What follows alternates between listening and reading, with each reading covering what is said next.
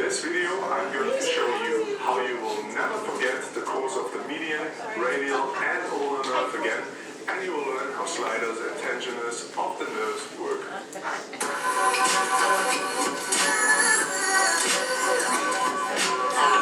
Get our very own assessment ebook and mobile app. Links are in the video description. Hi and welcome back to Physio Tutors. Various systematic reviews, amongst others from McKeon et al. And Ellis et al. In the year 2008, have been conducted evaluating the effectiveness of neural mobilizations. They show a positive trend in the treatment of carpal tunnel syndrome, as well as significant benefit in various musculoskeletal disorders such as low back pain, cervicobrachial neurogenic pain, and lateral condylalgia, although methodological quality of the included trials was low.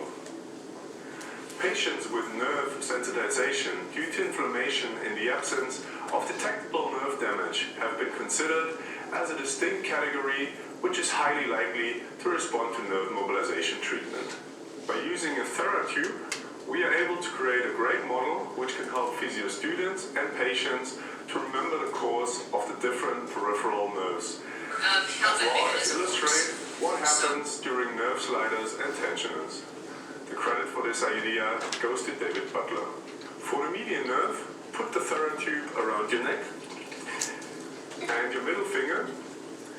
And the beautiful thing about this model is that the TheraTube has about the same size as our peripheral nerves. Now let's go into the position of the upper limb tension test 1. In this case, you can clearly see how the median nerve is maximally stretched through the contralateral lateral flexion of my neck and the extension of my elbow and wrist, which is essentially a nerve tensioner technique. For a nerve slider, I will move the nerve proximally by flexing my wrist and by simultaneously moving my neck away, and then reverse the movement to slide the nerve distally again.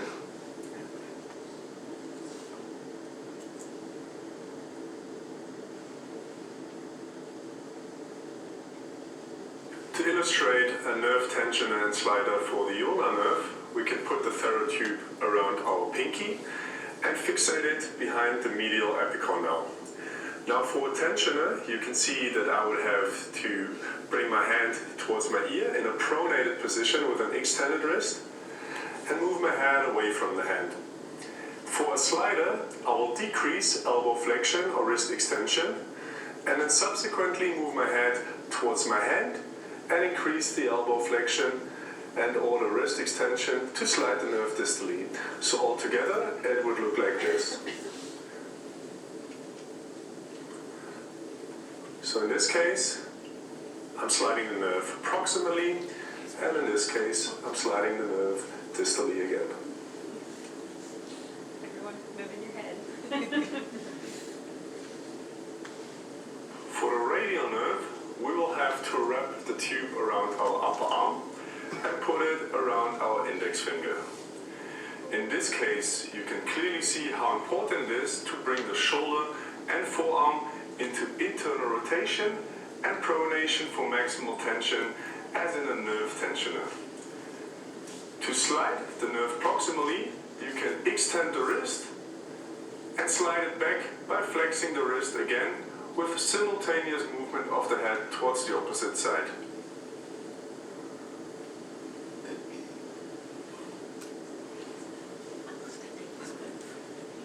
Both sliders and tensioners should be adjusted to elicit a gentle stretching sensation or to evoke mild symptoms in rhythm with each oscillation. Okay, this was our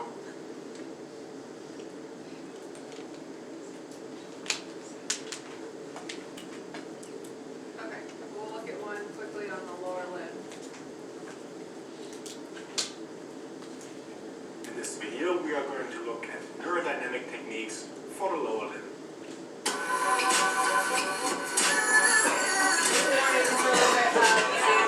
Get our very own assessment ebook and mobile app. Links are in the video description. Hi and welcome back to Physio Tutors. A lot of primary studies and systematic reviews have been conducted on the effectiveness of neuromobilization of the upper limbs. We have made a video demonstrating essential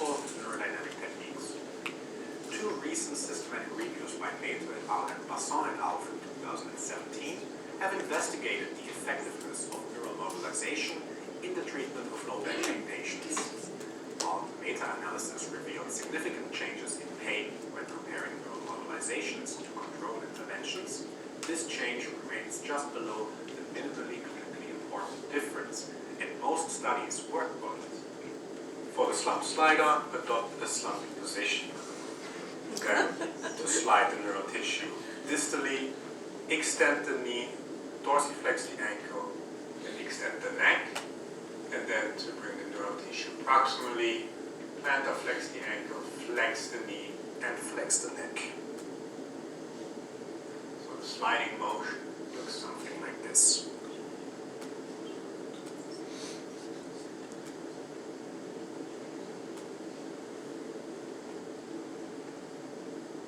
For a slump tensioner, the patient starts in an upright sitting position, and then to tension the entire neural tissue, the patient slumps, extends the knee, dorsiflexes the ankle, and flexes the neck.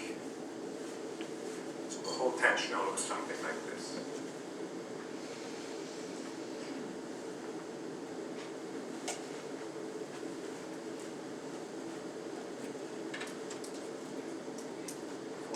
Leg raise slider, the patient is in supine position with the leg elevated against a wall or similar supporting surface. To slide the neural tissue distally, dorsiflex the ankle, and to slide it proximally, you can flex the neck and plantar flex the foot.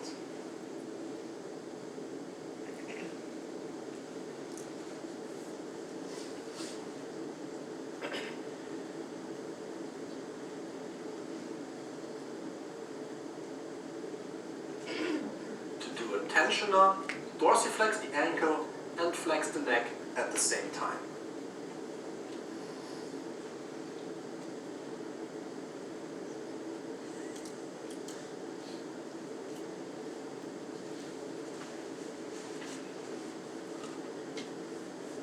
A great hybrid solution can be done in standing position using a rolling chair.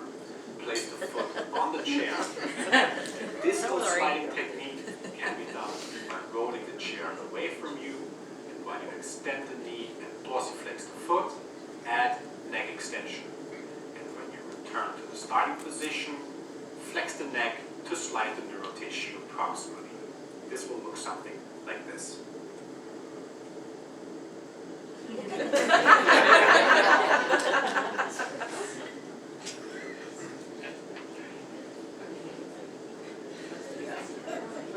Both the sliders and tensioners should be adjusted to elicit a gentle stretching sensation or to evoke mild.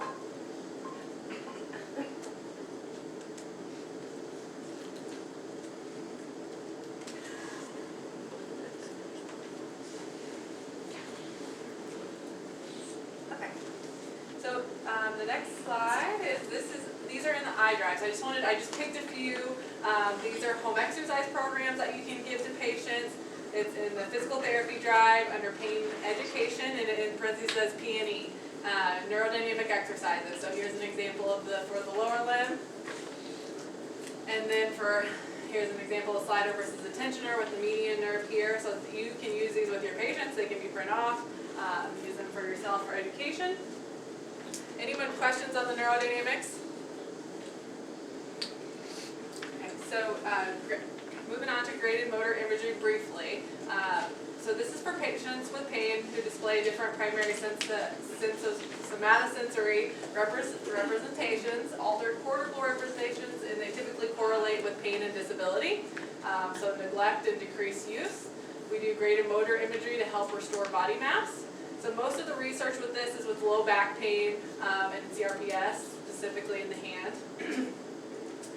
Before starting the graded motor imagery techniques, patients need to have a good understanding of their pain. So have already completed the pain neuroscience education and have a good understanding of why these techniques are going to be used.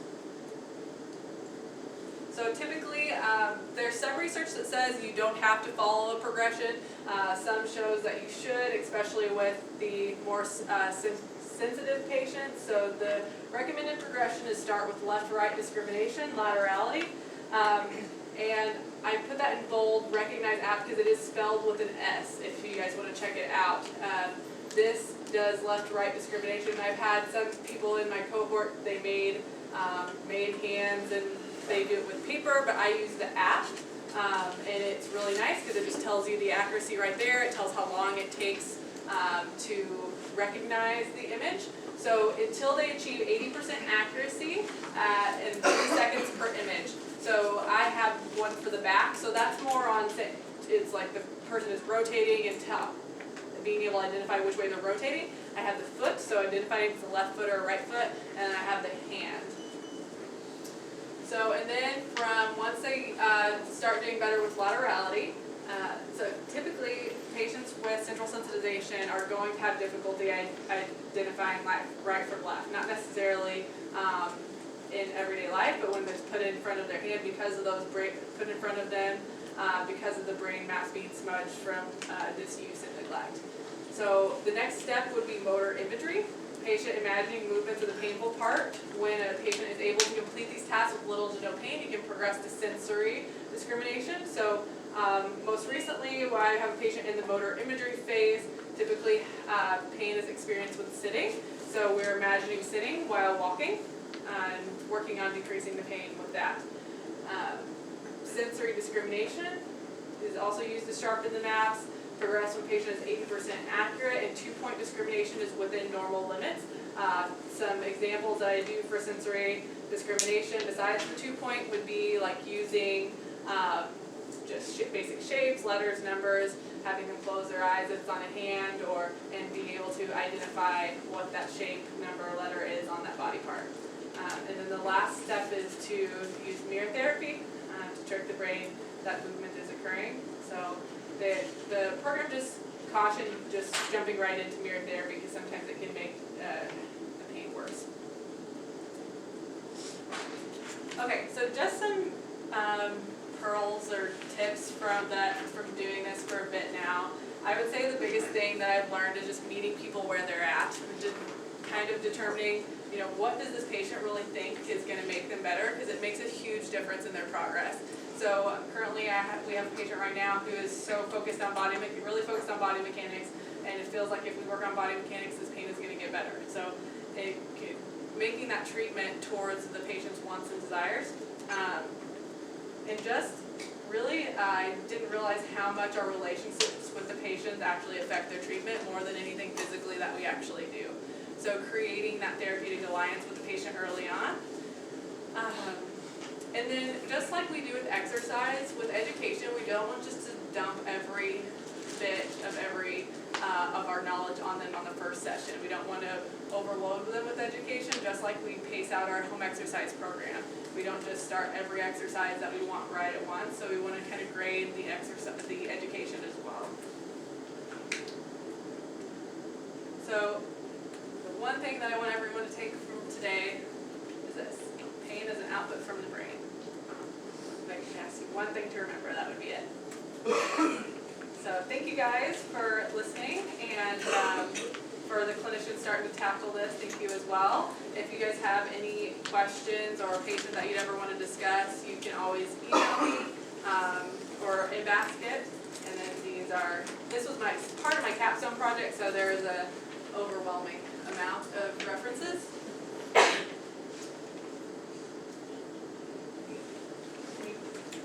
So do we have questions? So along with the grant that we had that allowed Katie to become a therapeutic pain specialist, those of you that also got grant money to take the other 2 classes to be part of the pain team, can you guys stand up if you're here? Okay, these are parts, not all, but we have clinicians that have also participated that's going to be able to assist Katie and all of our patients throughout the system. So that's part of the team and building this team. That's what the whole program is. So it's not just Katie's thing, it is all of our thing. And so that's why it's important for us to learn how to change those types of things. We're going to take a short break, but questions? Anybody have a patient that they want to bring up of a difficulty they've had, or? I think the other thing that I will mention too is that we know we've already started, and Katie's only one person and treating a lot of these patients, and mainly outpatient. But we have been utilizing Katie a couple of times already on the inpatient unit as really as a consult to someone who is having difficulty when their pain meds have been decreased, and has really, for the physician, for Dr. Burchell, and for maybe the rest of the team up there, it's been a little difficult to deal with them seeing that we're decreasing their opioid medication. And sometimes, I said, my suggestion was to Dr. Burchell the first time he had the issue, I said, well, why don't you call our therapeutic pain specialist in? Because that sure sounds important, doesn't it? And so I said, I think bringing Katie in, one, it's that psychosocial perspective of having a pain specialist, that and hearing that somebody's going to come talk to me about my pain is certainly a different feel than, no, this is just what you're getting. So I think that helped, and what we're really, I think as the future goes, is how do we move this thinking for everybody here. And so I just, for one, am very excited at the number of people that came today to really help try to change our perspective of treating patients who, 99% of our patients have some sort of pain, and that's why they're in therapy. That's why they sought our care. So just to be able to have these thoughts and try to keep that at acute pain and not get to this point, but now those people that do have chronic pain, we have some other opportunities. So, Katie can't do it all. And I just want to say too, I know that the education is overwhelming. It's just like something new that we've done. This kind of helped. I just recently had a student, and watching her learn kind of made me remember how new, when things were so new to me, like trying to figure out even a goniometer now was difficult. Now it's just second nature. So, just incorporating this in your practice, it will get easier. It does feel clumsy and a little uncomfortable, but I promise it will get better, and I'm still working on it as well. So, and it's not that we want you to throw everything, it's not like we're going to stop doing our typical physical therapy and occupational therapy treatment. It's just incorporating these things into the things that we already do so well. So these are a couple handouts that are also on the iDrive that I pretty much always give my patients. So this is 5 things to do when you hurt more. My mouse over there? Yep.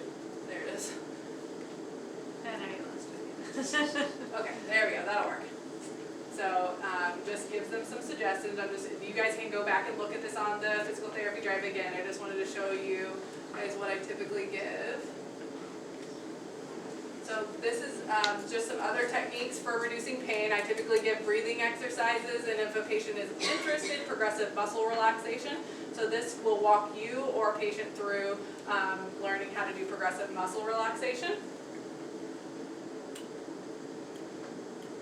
Here's the sleep hygiene checklist. So this all info that can go home with the patient.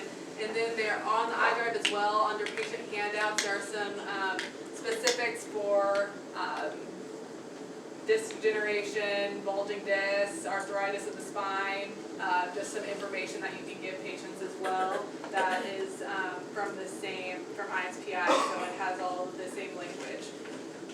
And then the breathing technique exercise as well. Any questions you guys want to go over?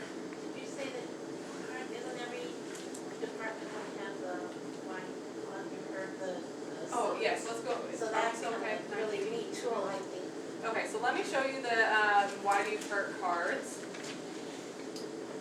I don't know that every department will have them. I assume that would probably be a question for managers. And our department currently has them, but for the chronic pain program, so they are kind of floating throughout a couple departments.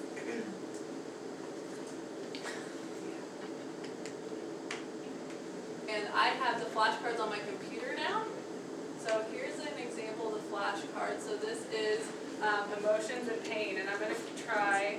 I don't typically do this story just like this, but I'm going to show you in case anybody is totally uncomfortable. So you can see the slides up here, and then what I do with the patient when I really am not, I hold it, and then the story is on the back. So Ever noticed a bruise on your body and had no idea where it came from? That same kind of thing. You're talking with the patient, trying to find a personal experience. So in this case, they had a tissue injury that caused a bruise but didn't have pain. So if you woke up one day and didn't realize, or you realized a bruise but couldn't remember the experience, you most likely didn't have pain, or you would remember it. So pain is produced by the brain. I'm just reading this off so you guys know what the cards say. If the brain receives information from the tissue, such as danger messages, it may produce pain to grab the attention and take care of the threat. In some cases, the brain doesn't produce pain. So if you feel a little uncomfortable, words are on the back to help guide you a bit. So there's the slide that I just read. So this is what's downloaded on my computer. There's just one per, it can only be downloaded one time, unfortunately. Do we have time to go through this one? Okay. So on the other hand, some people never experience an injury or surgery but suffer a lot of pain. This is true approximately in 1 in 4 people. So this is a story for emotions and pain. No injury, no accident, but a lot of pain. How do we explain someone having pain without an injury, accident, or surgery?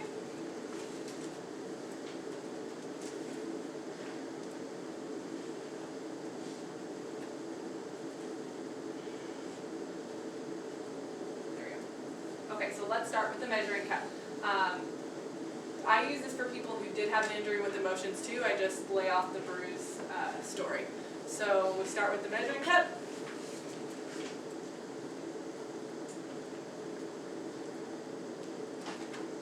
Okay, obviously if we pour water into the cup will overflow and reach its limit. If we continue past the point, it will continue to overflow. If we put a flame under the cup, the water will boil and accelerate the overflow of the cup.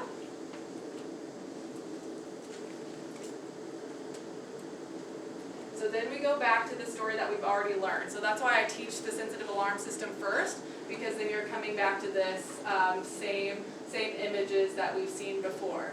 The human body contains over 400 nerves. I'm not going to go over all that with you because we've already done that. This is normal that we have some excitement in the nerves, but emotions are also influenced. Nerves are also influenced by emotions, good or bad.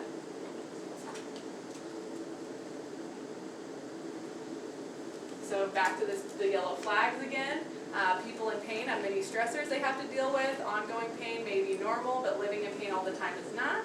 And it talks about the same thing, the job, the money, all these stressors act as an open flame, heating up your cup, causing us to reach that threshold and our cup to overflow, okay? So I'm going to kind of go through this just to save time if there's any questions. And the same thing, so typically our alarm system comes down, but with 1 in 4 people, it stays in an extra sensitive level. And things like you could have a stressful day at work before and it not set off your pain, but now that this is stayed extra sensitive, just a little bit of stress at work sets off your pain. So that's how the stories kind of go together. I like the flashcards because there is reprintable, and it says allowed for reproduction, so I could probably put those on the iDrive. So these are some homework questions. That's a lot of things that I do with my patients as well. I have them take things home and do things at home. My favorite part for the emotion one is this one. I have just a blank measuring cup, and we write all the things down that's filling up their cup and work on a strategy to how to decrease one of those things at a time. So then these are just what did you learn and what did we learn in the session today, that how to calm the pain down. So I use that, and then there's multiple, the stories are in here, and then this is for patients to take home. I have lost a few already, but I've so got far 2. doing well. Okay. They, when you picked them up, I have them with stuff. Oh, people returned them? No, but I had 2 books. I No. have 2. That specific one I've lost a few of. I've had a couple people discontinue coming and not return them. So kind of thinking of a new way to maybe do some of that reading during, if we are doing a modality or something like that, so they are staying in the clinic. All right. Any questions? All right. Thanks, Katie. We'll take about a 10-minute break here, get Dr. Anna set up, and then we'll proceed.